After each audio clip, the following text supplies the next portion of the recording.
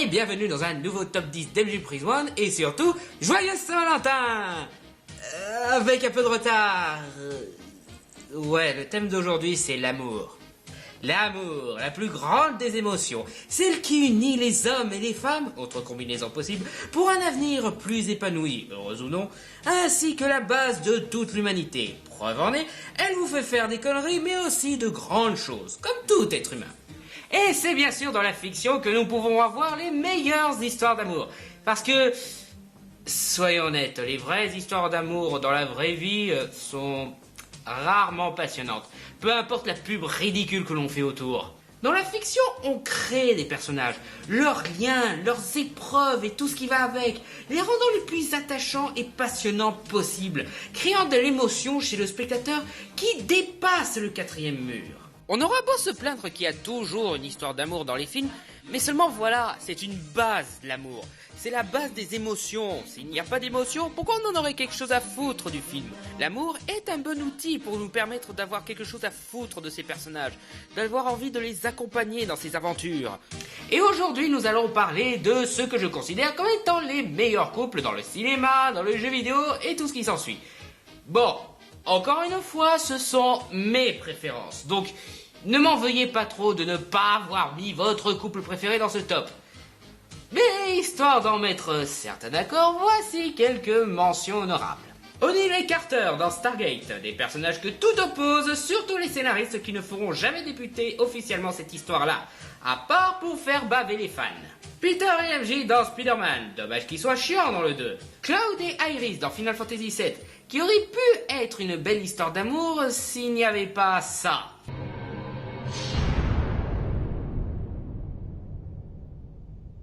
Ouais, dur de mettre dans ce top une histoire d'amour qui n'a pas pu commencer avant que l'un des deux se retrouve avec une épée d'1 kilomètre dans le bide.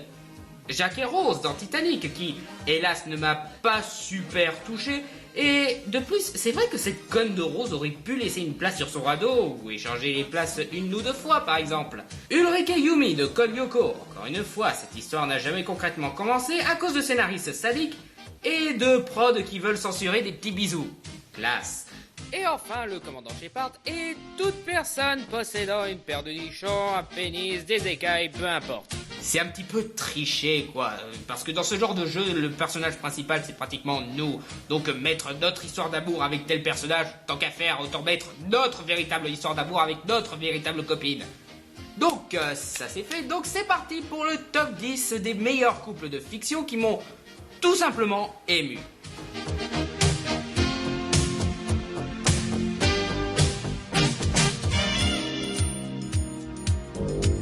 Numéro 10. Sonic et Sally dans Sonic le Hérisson. Dans les jeux vidéo, Sonic est toujours collé avec une hérissonne rose du nom d'Amy. Mais les Américains lui ont trouvé une bien meilleure compagne en la personne de Princesse Sally, dans les bandes dessinées et dans la trop sous-estimée série animée Sonic le Hérisson. Dans la base, leur relation est assez similaire à celle entre Han Solo et la princesse Leia. Ce sont deux combattants de la liberté, l'un étant une tête brûlée très charismatique et l'autre étant une dirigeante très réfléchie, mais qui sait aussi se démerder dans l'action. Ce qui fait déjà un excellent duo, mais il y a aussi des moments émotionnellement forts avec ces deux-là qui renforcent l'attachement. Bon, ok, ce n'est pas le plus romantique des couples, surtout quand on voit comment ils ont échangé leur premier baiser. Is grass green? Is water wet? Yuck. So? Not bad. Not bad. Ouais, c'est une série animée des années 90. Ils n'avaient pas encore bien maîtrisé ce petit truc qu'on appelle psychologie. Mais dans la bande dessinée, leur histoire donne place à quelques belles scènes romantiques, d'autres fois des scènes de swap opéra, vu que je commence à me dire que Sonic y a embrassé toutes les filles de l'équipe. Mais bon, la meilleure histoire, ça reste avec lui et Sally.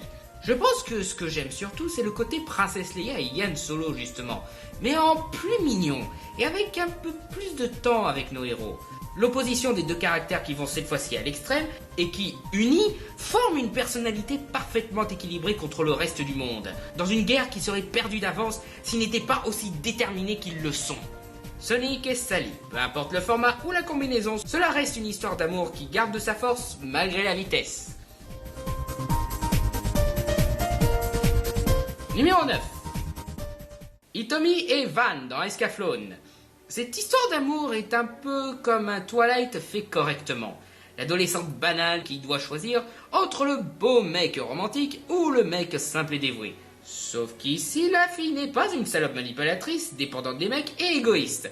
Enfin, il lui arrive d'être dépendante, mais pas au point de se tuer pour se faire remarquer. Et il lui arrive d'être égoïste, mais ici on montre ça comme une mauvaise chose aux répercussions très dramatiques. Et surtout, elle choisit le mec simple et dévoué au lieu du pseudo-romantique. Ok, elle se laisse prendre par le romantique au début, mais plus tard deviendra suffisamment mature pour comprendre que ses vrais sentiments sont pour le mec simple avec des ailes. Attends, quoi? Je les trouve très jolies. Bon ok, il est pas aussi simple que ça comme mec, mais même, elle préfère laisser de côté la belle parole et le beau physique pour être avec le vrai mec, le mec qui est pratiquement au même stade qu'elle, avec qui elle a de vrais points communs, celle dont l'amour ne repose pas sur des artifices. Bien que les ailes, ça aide. C'est un couple attachant dans le sens où ils sont assez naïfs au début, pour affronter des épreuves et les horreurs du monde pour devenir matures, en laissant tomber leurs illusions, notamment celui du bien et du mal, et celui du prince charmant, et surtout pouvoir s'aimer, pour ensuite se séparer et retourner dans leur monde respectif, sans même leur donner le temps d'un baiser. Merci, connard de scénariste sadique! Objectif qui les amène à défier le destin lui-même.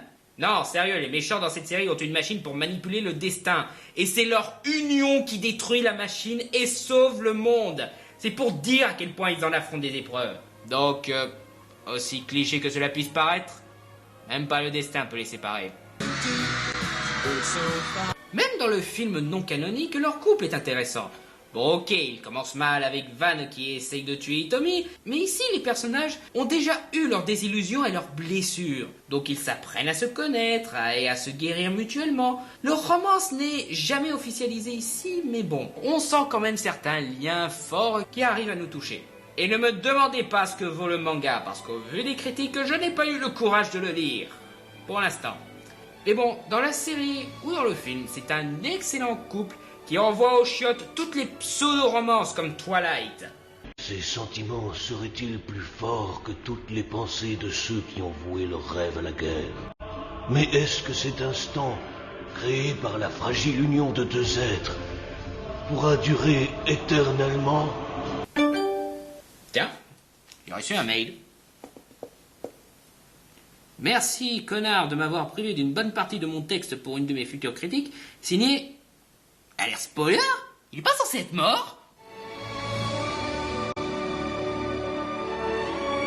Numéro 8. Sora et Kairi dans Kingdom Hearts. C'est marrant que je mette ce couple-là parce que il n'y a officiellement aucun couple dans cette histoire. Il y a des signes qui ne trompent pas, mais ils ne deviennent jamais officiellement un couple. Il n'y a pas de baiser ou de quoi que ce soit. Mais justement, ces autres signes sont des plus touchants et révélateurs. Une discussion au coucher du soleil. Sora, reste comme tu es. Hein? J'ai vraiment hâte que l'on parte naviguer. Ce sera génial. Gravé sur une grotte un dessin où Sora partage un fruit symbolique avec Kairi, que cette dernière répond indirectement. Le poème de Kairi qui a traversé les mondes pour qu'il atteigne Sora, un petit peu en retard, et apparemment a voyagé dans le temps vu qu'on reconnaît ce poème depuis le premier jeu. Les rêves ou peut-être simplement le fait que Kairi a réfugié son cœur dans celui de Sora. Si ce n'est pas magnifique ça, quoique à force de mettre des cœurs dans le sien, ça doit faire bizarre. Ouh, sauvé. Heureusement que Sora était là à temps. En plus, avec ce geste, je suis sûre qu'il comprendra que je suis... Salut! Bah, t'es qui, toi? Oh, juste le cœur d'un maître de la Keyblade qui a dû se séparer de son corps pour se réfugier ici. Attends, il y a quelqu'un d'autre que moi dans son cœur? Ouais, c'est surprenant. Mais il y a pas mal de place dans son cœur. Il y a même une cuisine. C'est cool, on va pouvoir faire une colocation. Oh ben non! J'étais toute fière de mon geste à la fois sûr et romantique. Déjà que notre histoire n'avançait pas des masses, si en plus il y en a un autre que moi dans son cœur... Deux autres. Oh, c'est pas vrai, t'es qui toi encore? Oh, juste un personnage qui techniquement n'existe pas mais qui existe quand même et qui existe encore moins à ce stade de l'histoire. Il habite ici aussi. Je te préviens, il est très difficile à vivre. Un conseil, fais comme moi. Dès qu'une occasion se présente, tire-toi d'ici. Vous ne seriez pas parents? Non, pourquoi? Mais enfin, malgré les quelques difficultés de cette romance à être entamée, leur histoire est touchante, et c'est renforcé par le fait que nous sommes au cœur de l'histoire. C'est nous qui accrochons le porte-bonheur de Kairi sur notre Keyblade pour être encore plus forts et déterminés à notre tâche. Pour Kairi! Pour Kairi! Pour Kairi! Pour Kairi! Oh, je peux faire la Keyblade Ultima, cool! Bon alors oui, c'est classique pour un jeu vidéo d'affronter ce genre d'épreuve pour retrouver la fille à la fin. Sauf que là, la romance est mise en place du début à la fin, alors que Zelda a dû attendre Skyward Sword avant de tirer parti de la romance. Et non, je n'ai pas mis ce couple-là dans le top parce que je n'ai pas encore joué à Skyward Sword. Donc, je peux pas dire si c'est un bon couple. Bien que si c'est un bon couple, c'est tant mieux, hein, ça fait un moment qu'on l'attend celle-là. De plus, dans le deuxième opus, leur histoire devient un peu plus mythologique, avec Kairi qui l'attend à la maison, telle Pénélope qui attend le retour de son Ulysse. À la différence qu'ici, Pénélope se bouge le cul pour retrouver son Ulysse, allant jusqu'à s'armer d'une Keyblade. Oh yeah! Sora et Kairi. Dans le croisement entre Final Fantasy et Disney, l'amour brille sous les étoiles telles des Materia. La phrase romantique la plus geek de l'année, mesdames et messieurs. Numéro 7. Bernard et Bianca dans Bernard et Bianca. Yep. Encore des animaux tout mignons. Il y a juste quelque chose d'attachant envers ces personnages, c'est tout. C'est probablement la fourrure. Et surtout, un autre duo d'action aux personnalités opposées. Bernard, le trouillard débrouillard, et Bianca, la trépide qui donne des idées et laisse les autres se démerder à sa place. Ouais, je sais, Bianca n'est pas la plus intéressante des nanas Disney. Miss Bianca, vous devriez serrer davantage votre ceinture. Ah non, cela froisserait ma robe. Mais elle garde un certain charme et un positivisme qui marche sur le spectateur et surtout sur Bernard. Et c'est justement pour cette raison que ce dernier est tombé amoureux. C'est leur objectif commun, à savoir aider ceux qui sont dans le besoin qui les unira dans l'adversité. Mais ce couple a aussi quelques des scènes les plus romantiques que j'ai vues dans un Disney. À commencer par la chanson Demain est un autre jour, qui a une atmosphère juste magnifique. On nous fait tout le temps chier avec ce rêve bleu, mais croyez-moi, cette séquence-là est bien plus touchante et magnifique que ce rêve bleu. Ici, le héros fait pas genre « Regarde le super tapis volant que j'ai, c'est cool, hein, on sort ensemble ?» Non, je sors avec le tapis, m'en fous de toi. Dans cette séquence, nos héros partent pour un long voyage pour accomplir une mission qui promet d'être des plus périlleuses, surtout pour des petites souris. Et aussi, les images sont magnifiques. Demain sera le plus beau jour. Bonne nuit, Bianca. Plein d'espoir et d'amour. Ce couple a aussi de bons moments dans la suite, elle aussi sous-estimée, notamment Bernard qui essaye de faire sa proposition, chose qu'il, bien sûr, n'arrivera pas à faire avant une fin satisfaisante, mais ça laisse quelques moments de confusion assez marrants. C'est vrai? Alors, vous voulez vraiment? Cela n'a rien à voir avec la volonté. C'est une simple question de devoir. De devoir. Je ne voyais pas ça comme ça. Il y a tout de même un minimum. Peut-être auriez-vous besoin d'une robe de cocktail ou d'un chapeau à voilette? Non, un Bermuda et une paire de pâtes au gaz feront l'affaire. Des pâtes au gaz? Et surtout, c'est là que son amour pour Bianca fait de lui un badass. J'ai une course à faire et je suis très pressé. Et vous allez m'emmener sans rechigner dans la joie et la bonne humeur. Et... Bon. Tout droit. SOS Société, baby! Bernard et Bianca, un amour qui transforme les souris titans et les trouillards en héros. Demain sera un autre jour. Numéro 6. Frodon et Sam dans le Seigneur des Anneaux. J'ai dit couple. Et pas de préciser couple de quoi. Bon, ok, je m'explique. Si vous avez vu Le Seigneur des Anneaux, vous avez probablement remarqué que l'amitié entre Frodon et Sam a une certaine sensibilité qu'il serait facile de qualifier d'homosexuelle. D'ailleurs, vous n'êtes pas le seul à penser ça, vu que tout le monde a pensé ça. C'est même un sujet de moquerie très répandu à l'époque où ces films sortaient. Cherchez une parodie du Seigneur des Anneaux sur YouTube, genre les petits détournements faits par les amateurs et tout. Vous êtes sûr à 100% de tomber sur des blagues homosexuelles entre ces deux-là. Legolas, que voient tes yeux d'elfe? Une amitié totalement platonique. Ou entre Merry et Pipin. Mais là, c'est juste dégueu. Ils sont cousins, pour l'amour de Dieu, un peu de tenue!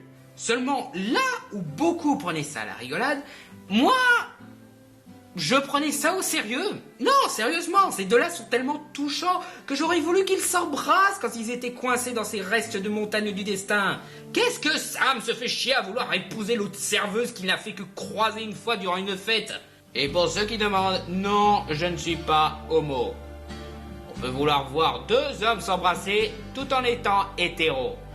Il suffit juste d'être un petit peu romantique. Mais bon, dans les films, ils ne sont jamais sortis du placard. Mais ça n'empêche pas leurs scènes d'être des plus touchantes, voire bouleversantes, et leurs déclarations d'amitié peuvent être vues comme une déclaration d'amour satisfaisante. Surtout que Frodon le dit à un moment. Et la communauté de l'anneau, bien qu'éternellement liée par l'amitié et l'amour. Là, il l'a dit, amour, ça compte. C'est d'ailleurs les dernières scènes de la communauté de l'anneau, avec eux partant de leur côté, qui m'ont convaincu que je regardais l'un des plus beaux films de mon existence, et qui m'a donné envie de voir les suites. Et puis, c'est une histoire bien plus intéressante que celle entre Aragorn et Arwen. Et pour ceux qui sont encore au stade de « Oh, les homosexuels, c'est rigolo !» vous vous demandez sans doute lequel des deux est la femme, selon moi. Ça me paraît transparent. Lui, Frodon et Sam. À défaut d'être une histoire d'amour, ça reste une grande histoire d'amitié. Parce qu'après tout, l'amitié c'est quoi? C'est l'amour sans le sexe. Numéro 5. Buffy et Angel. Ouais, en parlant de Twilight, le couple que Stephen Meyer a copié et, va savoir comment, a réussi à ne pas voir que les vampires ne brillent pas au soleil. Encore une fois, deux personnages qui font face à l'horreur du monde réel et qui essayent d'y survivre ensemble. Sauf qu'ici, l'union n'est pas envisageable. Ils ne peuvent même pas se permettre de s'aimer, mais ils s'aiment quand même.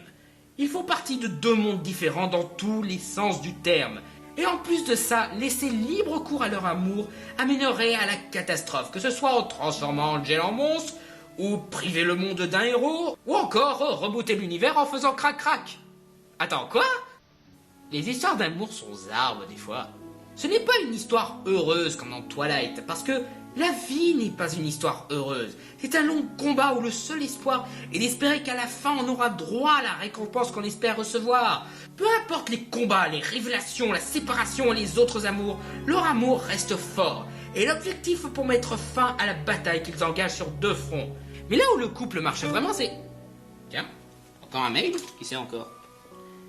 Merci de ne plus dire un mot sur Buffy et Angel, sinon je n'aurai plus rien à dire qui n'a déjà été dit dans les chroniques de Buffy. Signé...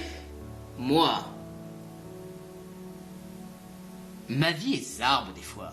Mais enfin, Buffy et Angel, l'éternel amour entre la lumière et les ténèbres. Numéro 4. Le docteur et Rose dans Doctor Who. Bon, je sais que pas mal de fans détestent le personnage de Rose dans Doctor Who, mais moi, je suis un des plus indulgents. Il lui arrive d'être un petit peu égoïste ou salope, mais au moins c'est assumé, et ça donne un peu de caractère à son personnage. Et puis son histoire avec le docteur est juste touchante, quoi. Voir ces deux-là s'amuser dans leurs aventures est des plus mignons, quoi. Il a une indigestion, si vous voulez pas être là. Si vous pensez que c'est un mauvais signe, on peut toujours faire demi-tour et aller dans un autre endroit. On ressent vraiment leur amusement, on va jusqu'à s'amuser avec eux à certains moments. Ils ont une bonne alchimie qui nous font avaler leur possible histoire d'amour. Officiellement, ils n'ont jamais pu entamer leur romance. Les quelques signes d'affection qu'on a pu voir sont des câlins, ou un baiser pour la purifier d'une énergie mortelle, et un autre baiser où elle était contrôlée par un mouchoir humain. Mais en même temps, il se passe pas mal de temps entre les épisodes. Donc, on pourrait suggérer qu'entre ces épisodes... Les baisers. Oh, David, un peu de tenue! L'autre force de ce couple, c'est qu'ils apportent quelque chose à l'autre. Rose apporte au docteur, comme toutes ses compagnes d'ailleurs, le soutien moral et humaniste qui l'amène à faire le bon choix quand sa colère devient trop forte. Sauf que là, Rose l'a beaucoup plus influencé, au point de calmer la haine destructrice qu'il avait acquis après la guerre qui l'a forcé à détruire sa planète natale et sa famille, au point qu'il trouve la force d'épargner un de ses pires ennemis. Cette chose tue des gens par milliers. Lui ne dirige pas un fusil vers moi. Il faut que je l'extermine, c'est mon devoir. Mais regardez-le. Mais qu'est-ce qu'il fait? Il a changé. Mais pour vous, docteur, qu'est-ce qui a changé pour vous? Et surtout, la meilleure chose qu'elle lui a apportée, arrêter d'être joué par Eccleston et se voir dans la peau du charismatique David Tennant. Quant à Rose, au début, elle n'avait aucune ambition. Elle se contentait de vivre une vie tranquille, insouciante et suffisamment heureuse, jusqu'à ce que l'intervention du docteur lui fasse découvrir de toutes nouvelles possibilités, l'incroyable aventure qu'elle pourrait vivre tous les jours, et quitte donc sa vie insouciante pour une vie de découverte et de danger quotidien, se découvrant un souffle de vie qu'elle ne pourra jamais laisser partir. L'aventure qui surpasse la vie normale. C'est la force du docteur.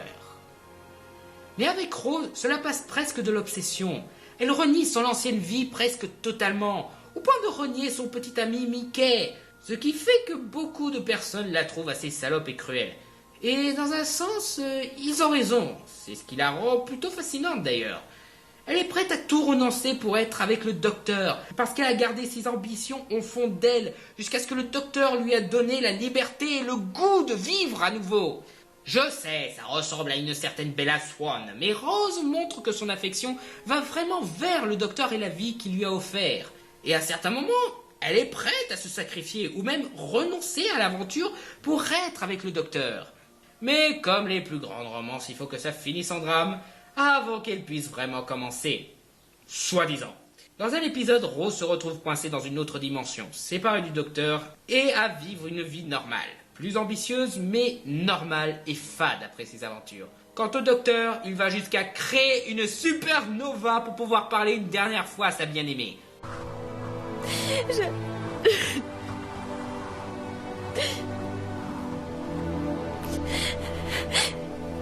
Docteur, je vous aime. J'ai quelque chose à dire. Dis-lui! Je suppose Allez, dis-lui! que c'est ma dernière chance de te le dire. Dis-lui! Rose Taylor. Saloperie de supernova de mes couilles! Il a fallu que tu nous lâches maintenant! Bon après oui, c'est stupide tout ce mystère, parce que c'est évident qu'il allait dire qu'il l'aime. Qu'est-ce qu'il aurait pu dire à la place? Vous êtes stupide. Nah. Mais heureusement, un bordel menaçant l'existence elle-même a permis au docteur et à Rose de se retrouver. Oui.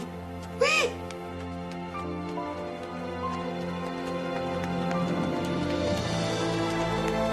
Prends-la dans tes bras, oui! Non! Exterminé! Fuck you, Dalek! Fuck you! Bon, après ça, un autre bordel fait qu'on se retrouve avec deux docteurs, dont un devenu humain. Et après ça, Rose doit retourner dans l'autre dimension avec le docteur humain comme seule récompense, laissant à nouveau le docteur seul. C'est dur de se prononcer là-dessus. D'un côté, elle est avec son docteur, le docteur qu'elle a aimé et tout. Mais de l'autre côté, le docteur est obligé de vivre seul, quoi. J'arrive pas à me décider. C'est heureux, c'est triste, c'est le bordel. Voilà, c'est le bordel. Mais je pense que c'est ça la beauté de ce couple.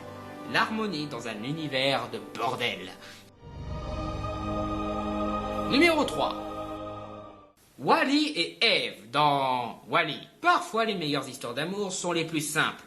Et avec ces deux-là, vous ne pouvez pas faire plus simple. Des êtres des plus simplistes, qui ne sont pas programmés pour comprendre ou connaître les émotions humaines, et encore moins l'amour, mais découvrent les petites choses qui composent la vie pour finir par développer une conscience simple, mais paradoxalement humaine.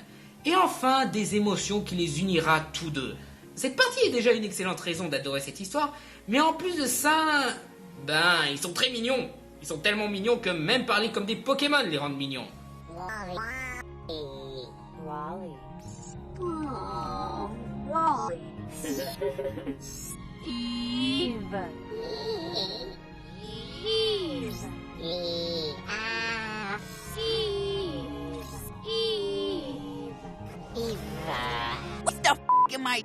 Encore une fois, la force de ce couple, c'est vraiment sa simplicité. Ils n'échangent pratiquement aucun dialogue. Vous pouvez voir ce film en muet et vous sentirez quand même la force de certaines scènes qu'ils partagent. Bon ok, avoir la musique aide bien, en particulier dans la scène de danse qui est sans problème l'une des plus belles scènes de toute la filmographie du studio Pixar. Encore une fois, 1000 fois plus romantique que ce rêve bleu.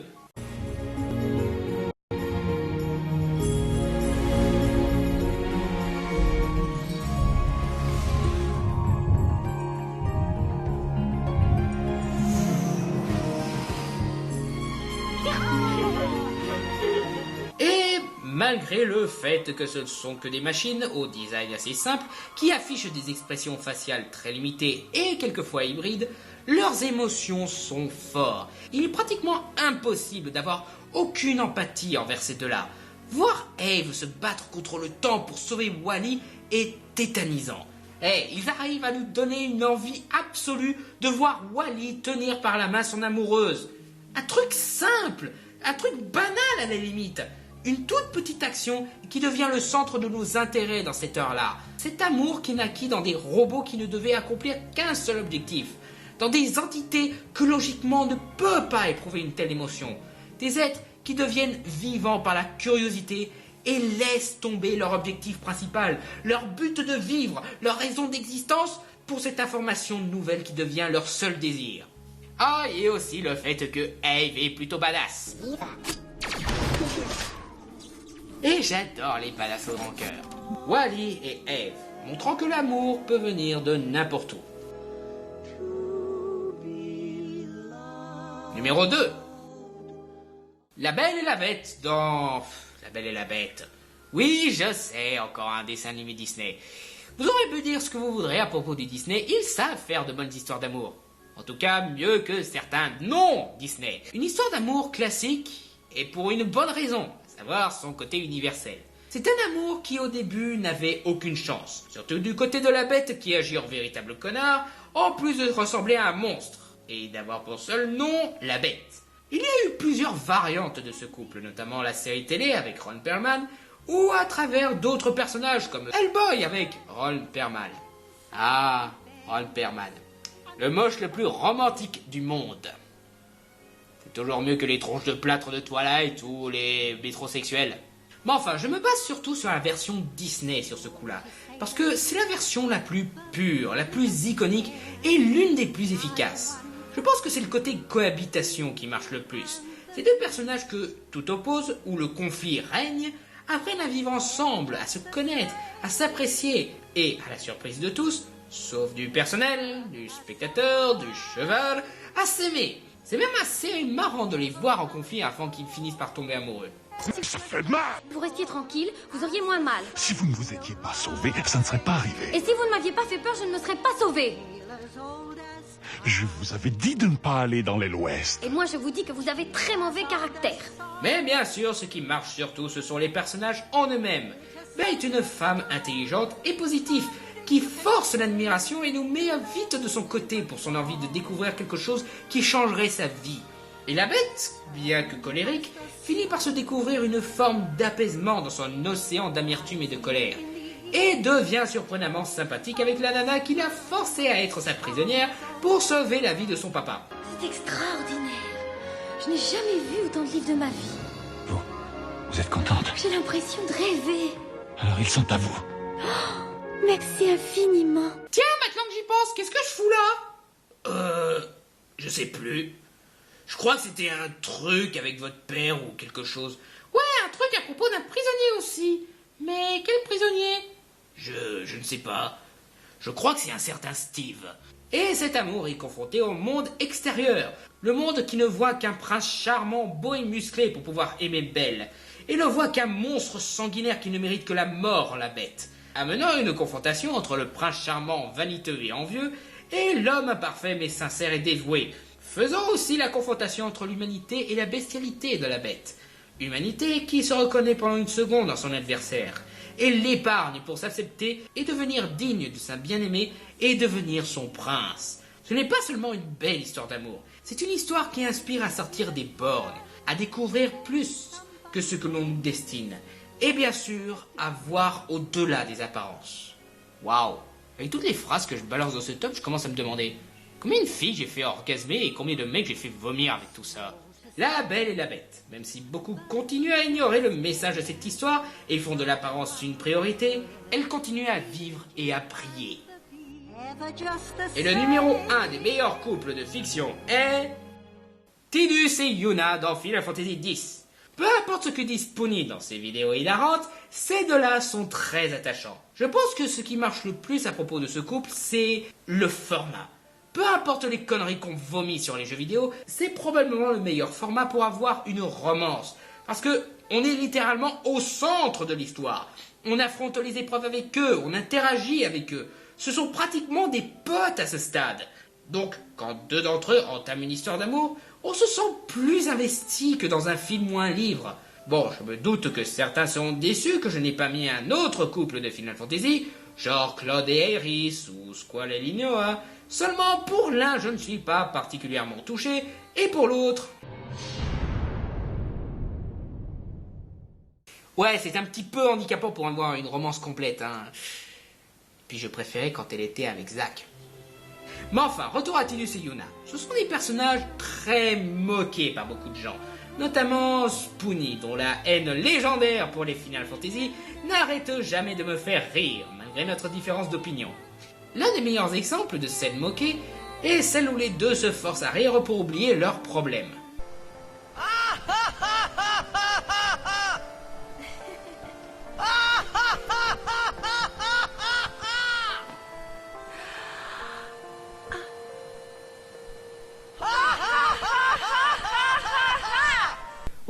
Ouais, difficile de ne pas trouver ça ridicule, mais en même temps, c'est pas un peu le but ? Se forcer à rire, se mettre en ridicule, pour qu'au final le rire vienne tout seul ? En faisant semblant de prendre du plaisir, peut-être pourriez-vous en avoir un peu par accident. C'est pour ça que j'aime quand même ce passage. En se mettant dans un tel ridicule, ils finissent par s'amuser réellement et oublier leurs soucis. Donc affronter l'adversité, le fait qu'ils sont attachants, le fait que c'est un jeu vidéo qui renforce l'attachement et tout. Qu'est-ce qui va bien manquer dans tout ça ? Ah oui, l'opposition des caractères de personnages. L'un venant d'un monde à l'abri du besoin, mais cherchant quelque chose pour être comblé. Et l'autre vivant dans un monde qui a pas mal de besoins. Que ce soit pour la foi, le futur, ou tout simplement savoir comment survivre aux attaques de bestioles du coin. Et qui arrive à trouver le bonheur dans ce qu'elle apporte aux autres. Une opposition qui fait que l'un envie l'autre. En particulier Yuna qui espère que son monde soit à l'abri du besoin et rêve secrètement de pouvoir se permettre de l'égoïsme et être indépendante. Et en plus de ça, on rajoute le fait que plus tard, Tidus et son monde se révèlent être un rêve des esprits du monde de Yuna. Oui, Yuna est tombée amoureuse d'un rêve. Comment peux-tu faire plus poétique que ça ? Non seulement ça rend l'histoire plus symbolique de l'espoir que tout un monde a, mais ça rend le personnage de Tidus plus magnifique et logique. Il vient d'un monde où tout le monde a ce qu'il veut, plus ou moins. Et il se retrouve dans un monde où la volonté se limite au rêve et à la résignation, avec des sacrifices. Donc c'est un véritable choc des cultures et une remise en surface des espoirs les plus profonds de ces personnes qui se forcent à être adultes alors qu'en réalité il y a un espoir. Donc voilà Spoonie, il s'avère que depuis le début tu n'insultais pas un personnage, mais une forme fantasmatique d'un espoir. Donc, tous tes arguments sur les jeux vidéo Final Fantasy...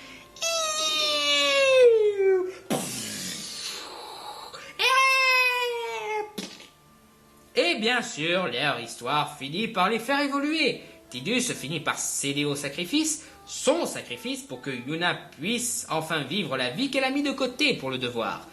L'irresponsable devient responsable et la responsable se permet d'être irresponsable.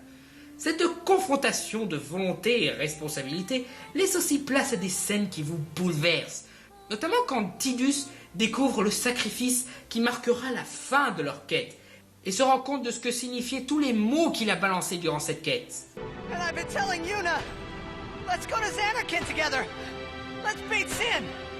I told her all the things. We could.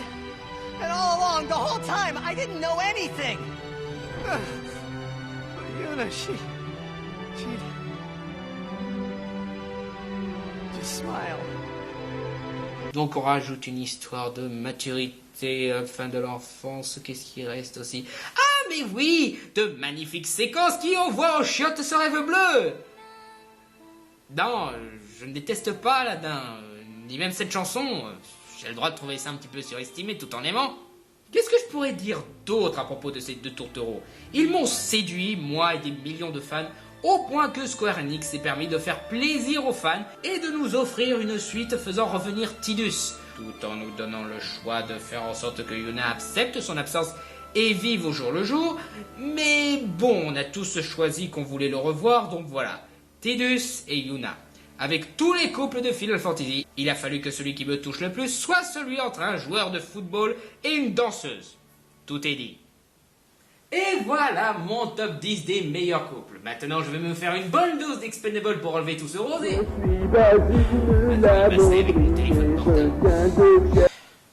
Allô? Quoi, Kéa? Un top 10 des meilleurs moments d'Alert Spoiler saison 1?